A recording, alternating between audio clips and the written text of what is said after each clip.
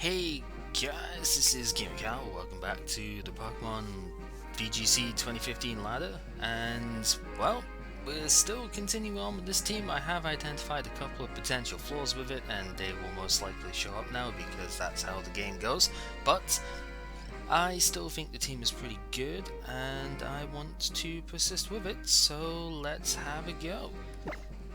So I don't know how many more games I'll do with this one. I will need to actually think of another team if I want to go ahead and use more stuff that way, but we can see how it goes. So we're currently 1544. I might not use another team until the ladder resets mid next month, since I do intend on only playing these like every 3 days or so, but I don't know. Let's just see what we've got. So we've got a very interesting looking team here with stuff I actually need to go ahead and mark. So yeah, I forgot that I usually do take the picture stuff here. So let me bring that up real quick. We have ourselves Porygon-2, Heracross, Clefable, Dragonite, Mawile, and Marowak. So a very interesting Trick Room team, obviously very heavily focused on the Porygon. So removing that as quick as possible should really be my goal here. And, well, Blaziken Azumarill seems fairly good here. I mean, Azu takes care of 3 of the Pokemon fairly easily. I do think the Clefable is probably going to come in now, and that makes me kind of lean towards Blaziken, like Aegislash instead of Blaziken to start this off. Maybe that's the better call here, because the obvious lead would be Clefable Porygon-2. Clefable gets to follow me up. There's not really any way that I can stop that, but at the same time I don't think I really care too much. I think if I start Aegislash Azu, I really do want Blaziken in the background, because it does take care of a couple of these, and like several of these mons very handily if Trick Room is not necessarily up. And I mean, Salamence is okay. It does get the Heracross down really easily, and that's fine, but I feel like I have enough other stuff against it that I don't necessarily need Salamence here, and it does suffer against the Mawile and the Clefable quite nastily. I think Rotom might be my best of a bet. We'll go with Rotom here. So once again on these things, not playing with my Mega here, but that's okay because I feel like I can deal without it. Plus, just the sheer threat of having Salamence there may well cause some other plays from my opponent here. So, I guess the first question, did I get the lead game right? And there's definitely the Porygon-2, and it's actually Heracross that comes out. That's interesting. And this is an OTR style Porygon-2. Very, very interesting. Well played on not bringing Clefable to start with here. So I guess I could just go with the I might have Bullet Seed as my issue with the Heracross, but I could just go for the play rough against it, and I actually didn't see. I think the Porygon got an attack boost, so I should be okay on that front. But I guess that's a play I could go for, is to go for the I guess Flash Cannon onto the Porygon-2, get some damage off on it, and go for the play rough on the Heracross. If Heracross has Bullet Seed, that could be a bit of an issue, but I think that's what I'm going to go for here. But it does go for the close combat, which I resist, so that is fine, no problems there. And the defense drop means I should definitely take it out with my play rough here. Aegislash is the second fastest thing on the field here, so I guess the Porygon could have doubled up for Azu, but my Azumarill does have a bit of speed investment, and it misses! Oh no! And it did double up as well. Wow, that is so ridiculously bad. Yeah, I think that might just lose the game right here. 90% accuracy, missing turn 1, that is terrible. But at least I have Blaziken as well, so that is something to go on here, but if that Heracross is Choice Scarf somehow, then this could basically be over right now. 90% accuracy, really not always the best here. I'm going to have to just double up on it. I need to get rid of the Heracross as much as Trick Room is going to mess me up, because if I don't ditch Heracross like right now, then I'm basically screwed. Paragon 2 actually does switch out, so that is good. And in comes the Mawile. Okay, going for the attack drop on me. That's fine. I don't mind that too much, and the overheat does connect, and I will take out the Heracross here. So that's okay. Oh, except it's Focus Sash. Alright, that... ouch. Because now that kind of means that I lose Blaziken as well, which is basically game. Yeah. 90% accuracy on the first turn missing really kind of set the whole pace for this, and yeah, if I hadn't missed the first turn, that would have basically been a much better situation for me, but you can't really complain too much, I guess, although you kind of can because there's no physical alternative to Play Rough, so it's just really sucky, you know? Play Rough is a bit of a pain of a move, and now I don't really have a way of taking out Paragon 2, so I basically lose here. At least it does get the attack up instead of the special attack, which is fine. I guess I have to King Shield here. There's not really any way that I can take a Sucker Punch from the Mawile. I'm going to need to hopefully get the burn on it, but it's most likely going to protect here. So there really just isn't much that I can do, to be honest. I just cannot afford to take a Sucker Punch here. But it's not actually going... No, it might still go for the protect, because I'm a faster Aegislash than, you know, like minimum speed stuff, so... Yeah, and it does, so... Good play, probably could have burned the Paragon instead, but I've kind of had to go for what I needed to, and there's the Trick Room. So... That's not a great start for, for the day, to be completely honest, but what are you gonna do? That's this game in a nutshell sometimes. I suppose I just go for the Flash Cannon here, and I could protect with Rotom. I guess I'll protect with Rotom this turn. Just hopefully bait out like a Play Rough on it or something, that would be kind of nice. And that is what happens, so that's kind of good. Shadow Ball comes out, that's going to trigger my weakness policy, which is fine by me, and that means now I have a +2 Flash Cannon against a Mawile. I don't think that kills though, but it might do, you never know. It will be max HP at the very least, so I doubt this is going to kill, but if it does, that would be really fantastic right now, and it actually does, okay. Weakness policy, Aegislash definitely coming in handy here, and Mawile did no damage. I am okay with this.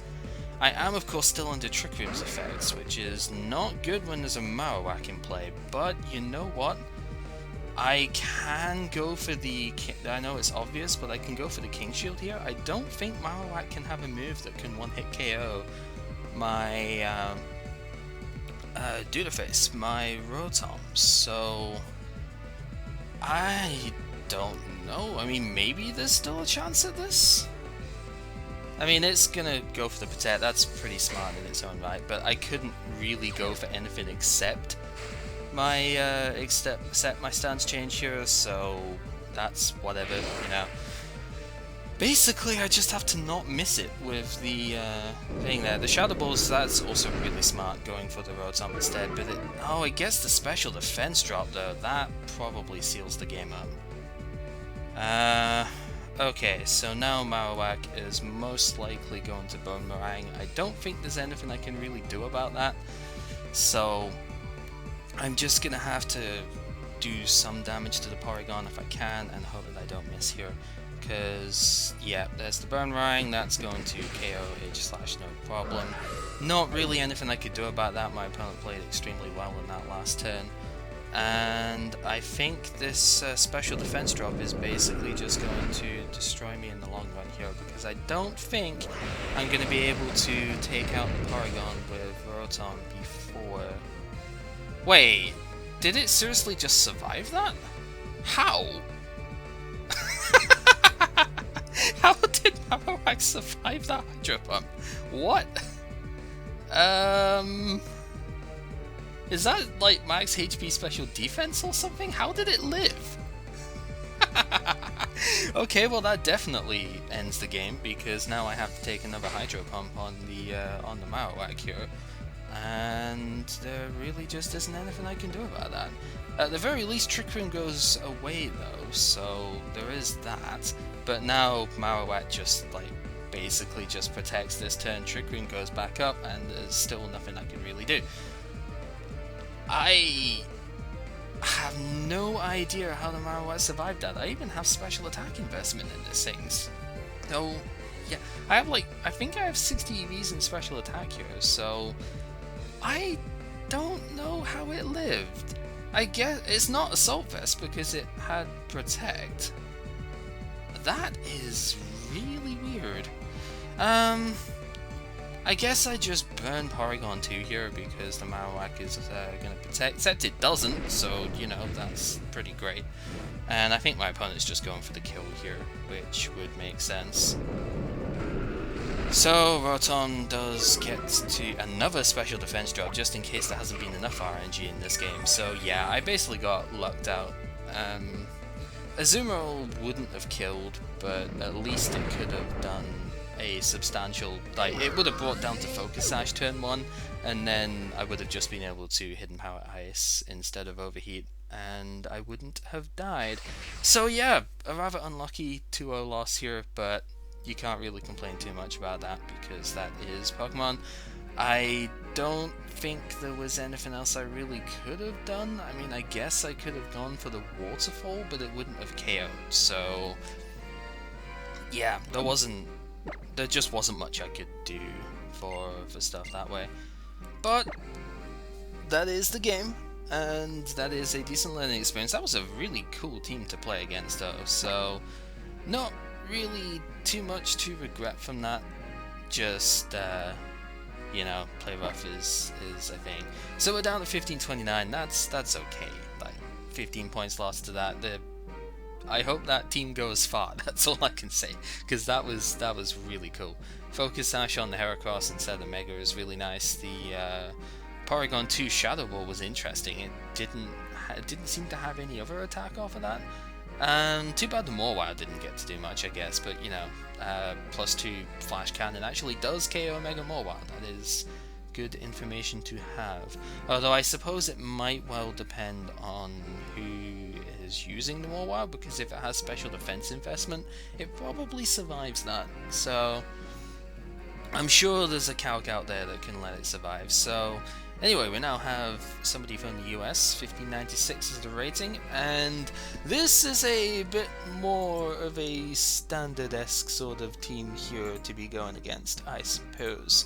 So here, just once I set my picture stuff up again, we have ourselves Kangaskhan, Sylveon, Heatran, Talonflame, Bishop, and Greninja. This is a really solid team, to be honest. I could see lots of potential, like, horribleness coming out of this. So I don't know. I think I kind of want to lead Landorus Blaziken here, but if the enemy leads Kangaskhan, Talonflame, that could be really bad.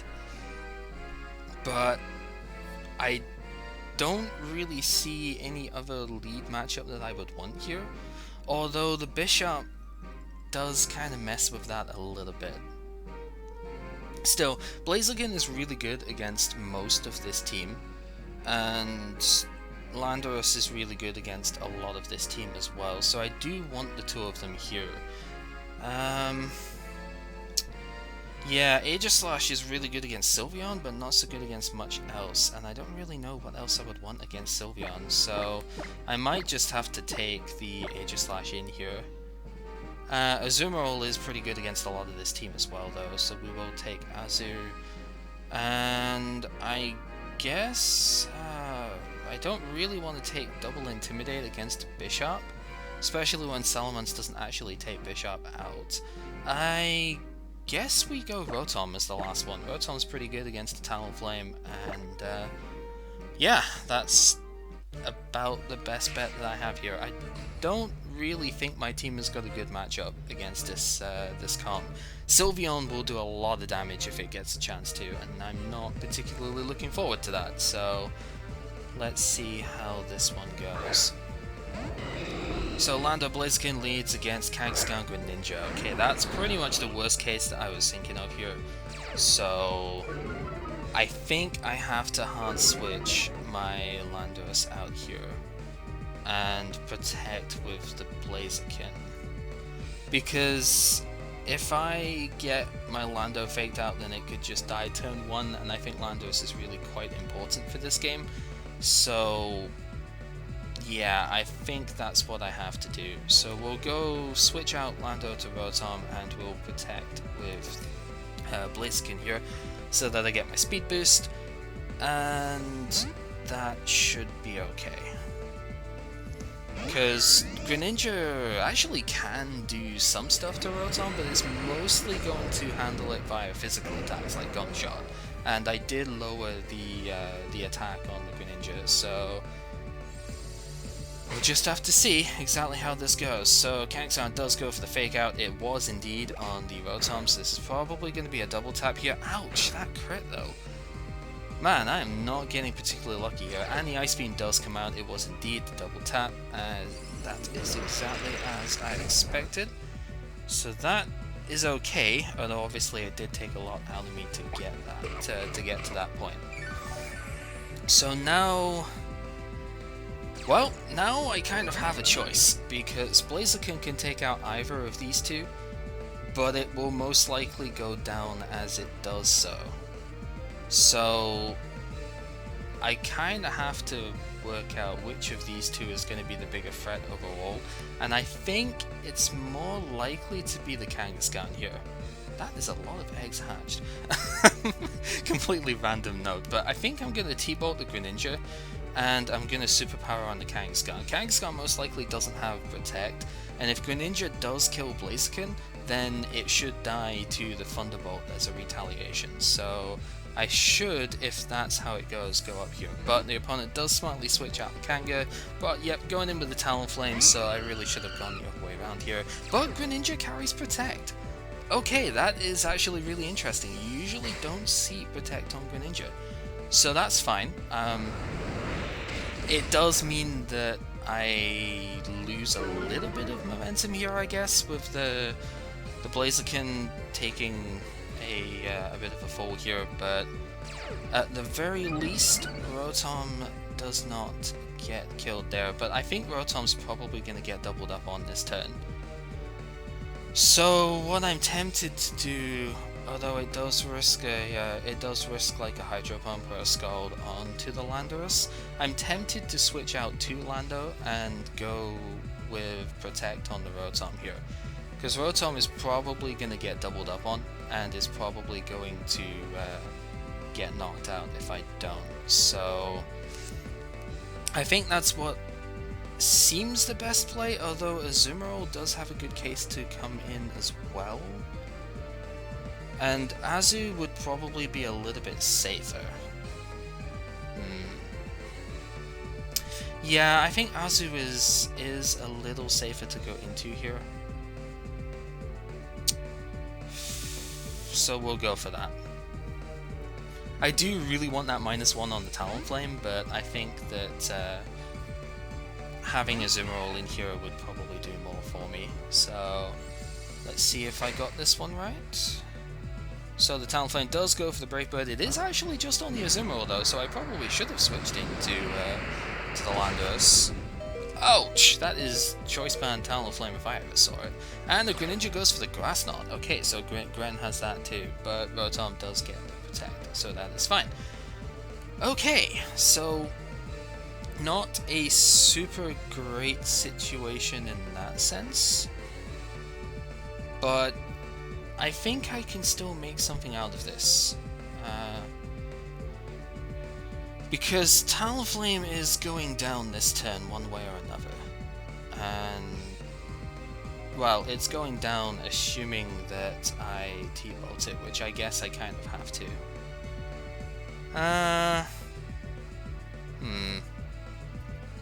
Yeah, I think I have to T-bolt the Talonflame here, and Azumarill really isn't going to get to do a whole lot, but just in case it does actually get the attack off for whatever reason, like if he Brave Birds Rotom, then I will just Aqua Jet anyway. Helping Hand isn't really going to do anything for me here, so yeah, Azumarill just goes down. I really should have switched into the Landorus. I kind of second-guessed myself a little bit there, but it's okay.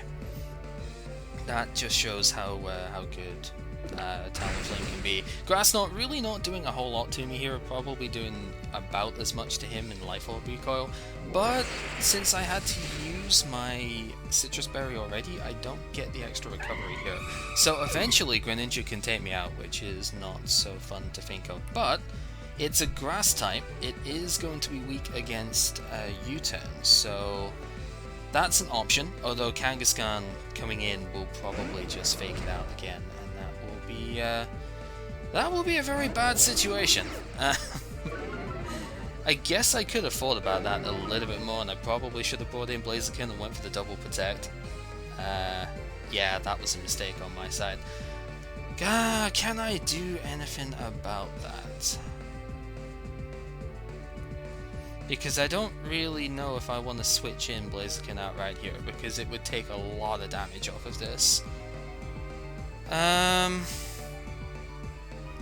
Yeah, I don't think there's a whole lot I can do. I can burn the Kangaskhan, but it's risky, but I think I might have to try and switch in Blaziken here.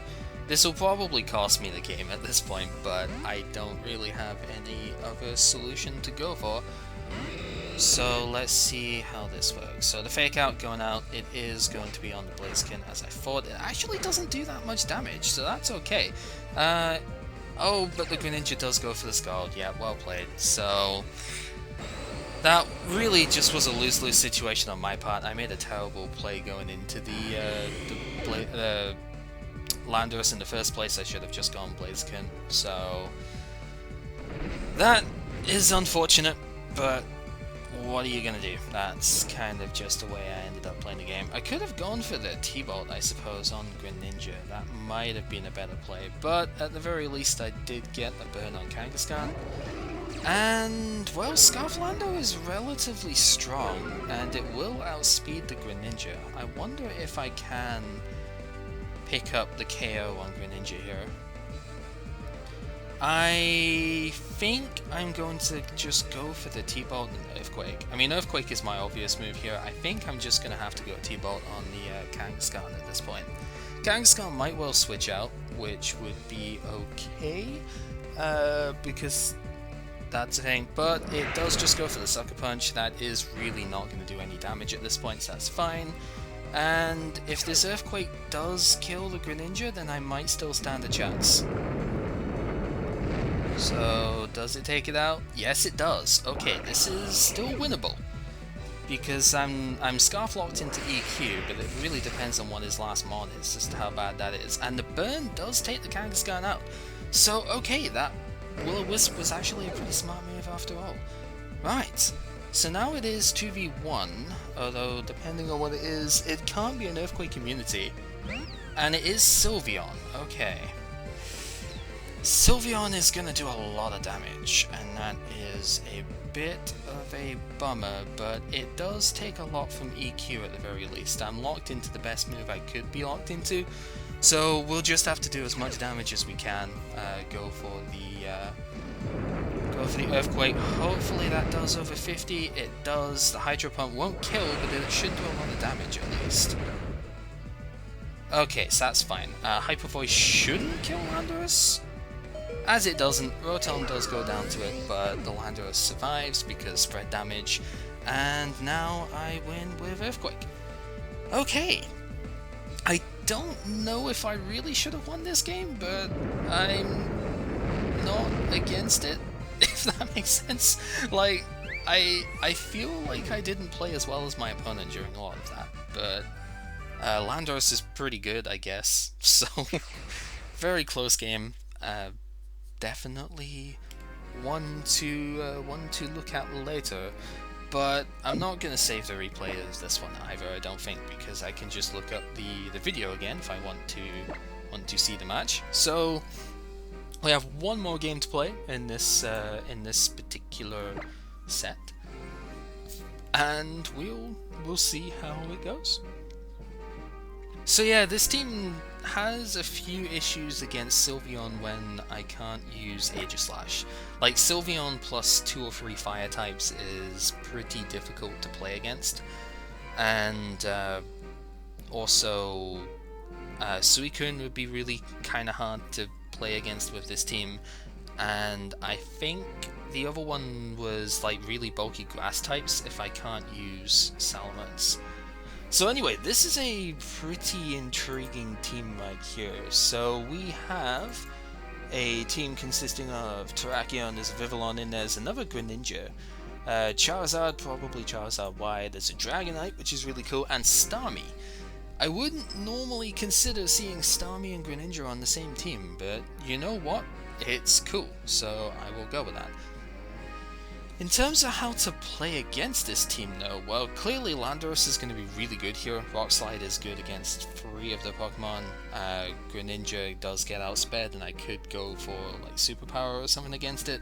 Starmie is weak to U-turn as well, and Terrakion I could hit with Earthquake. So clearly Landorus is pretty much the obvious first Pokemon to choose here. There really isn't any reason to bring, you know, another Pokemon over at first.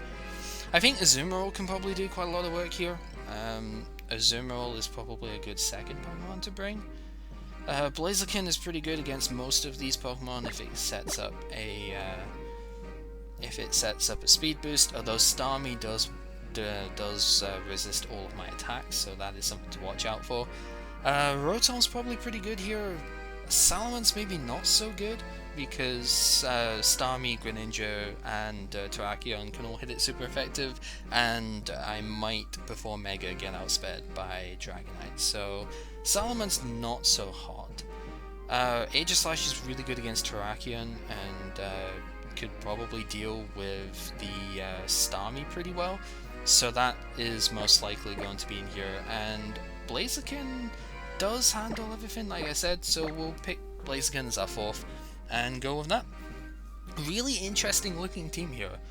I don't like the Rock Slide weakness, because I don't see any way to defend against that, but you know, other than that, it looks really good, so let's see how this goes. I don't know, like, Starmie's an interesting choice though. I don't know quite why you'd be using Starmie and Greninja on the same team. That is confusing me a little bit, I'll admit. So Terrakion Vivillon comes out first. That's not a bad first turn for me, because I can go for... I guess I could just go for the Rock Slide and an Aqua Jet here on the Vivillon. Because Vivillon is I mean, if it doesn't protect, it's going to most likely have Focus Sash. And yeah, I think Rock Slide is my best first move here. Terrakion doesn't really have anything that can take on Azumarill, and Vivillon could Sleep Powder, so I want to get rid of that before it does anything. Terrakion actually goes for the Protect, so that's really good. Does the Vivillon go for it as well? It does not. Okay, so if I don't miss... That did so much damage. And I don't miss the Rock Slide, so Vivillon does go down turn 1 despite the most likely item for it being Focus Sash. So that is really good. Very good, I guess, prediction on the first move here. And now we get to see what my opponent's answer to that is, because they didn't get the Sleep off, they didn't get a Quiver Dance in. Greninja is going to be the answer. Okay. So being locked into Rock Slide against Greninja is not particularly good. I don't really have a decent switch out for it though. I guess Aegislash is probably the best thing I have, but it's not a hugely solid answer here. But it's one I'm going to have to go with. I'm most likely going to have Rock Slide against me here as well, so I'm still kind of thinking about Aqua Jet. Although I may just play rough the Greninja, I guess. Terrakion isn't doing as much to me at the moment as Greninja will be, so I think I'm just gonna go ahead and play rough Gren here. I know Terrakion can't protect this turn, but that may just mean that it... Ooh! Wow, okay, Greninja has the Gunk Shot, that's gonna wreck Azumarill for sure. Oh, but I survive with 10 HP. Oh, that is kind of cool. But the Rock Slide will take me out instead. So, that kind of sucks, but at the same time, not really, because now I have... I mean, I guess I have an opportunity to Earthquake if I want to. Which is interesting. That was a really nice play from my opponent though. Yeah, I do have the opportunity to Earthquake, plus I get another Intimidate off here. The question is, do I actually want to take that opportunity to Earthquake? Because the Greninja may just switch out here, and my opponent does have 2 flying types potentially in the back, which could mess with my plans quite a lot. Especially because I'm Scarf locked into my Earthquake should I decide to go for that. So, I mean, maybe a better play would have been to bring Blaziken in here, but I don't know, like I feel as if I'm still in a reasonable spot with this here. Terrakion will most likely protect this turn, but if it doesn't, it's Wide Guard fodder, I guess. And Greninja almost has to switch out, you would think. Yeah, I'm gonna go, I think, for the Wide Guard, and I guess I just go Wide Guard Earthquake, although that does fall into trap stuff. Yeah, I'm just gonna do it, I'm running out of time here. And Terrakion does protect, but Greninja does not switch out. So I guess it doesn't expect that I'm Scarf here, because otherwise it would definitely switch out. So Greninja's gonna go down to the Earthquake. That's good. I guess that was an effective play after all. Then I wonder if my opponent's last Pokemon is Starmie then, because I'm trying to work out why you would not switch out there, or why you wouldn't switch to an Earthquake immunity, considering you have Terrakion and Greninja there, and it is Dragonite. Yeah, I don't quite know why you wouldn't switch out there then. Okay, so I think what I do here is I go for the Shadow Ball onto Dragonite, and I switch out into Blaziken. If Blaziken does survive the turn, that'd be great. I mean, it should. It's -2 Terrakion here. And if it does get to survive... Oh, there's a Fire Punch though. That's going to trigger my weakness policy, so that's kind of cool. And Blaziken, again, should it survive this turn, I can go for the Hidden Power Ice here. Rock Slide does come out, Aegislash avoids it, so there's no way that Dragonite will be able to have its multi-scale still up, which is really cool. And basically I can Hidden Power Ice it next turn, and go for the win that way. If I don't manage to get the Hidden Power Ice for whatever reason, then I can have it die to Rock Slide and stuff like that. So I think I basically win this game, although I didn't get my speed boosted. I really should have protected first turn. I wonder if my opponent's going to predict that. I actually kind of forgot that switching in you don't get the speed boost. Although I was getting a bit confused with that, because I thought I switched in before and got the speed boost, but if I U-turned in then I didn't get it. But no, I actually did. I'm just like missing everything. So Blaziken's Hidden Power Ice is going to take out the Dragonite, no problem, and Aegislash should be able to take out the Terrakion from here. Terrakion has Sacred Sword, which is interesting. Not exactly sure why you would use that as your last move instead of, double kick or something equivalent to that, but I think really that first turn getting the Vivillon down without it being able to put me to sleep or anything like that just set the pace for that game a little bit too quickly for my opponent there, and yeah, that was all she wrote. So a very cool team, even though it didn't really get to show its full potential in the end there. That's just how it goes sometimes. So yeah, that is the 3 games we will have for today. So this has been GamerCal playing Pokemon on the VGC 2015 ladder, and next time I suppose we shall do more with this team.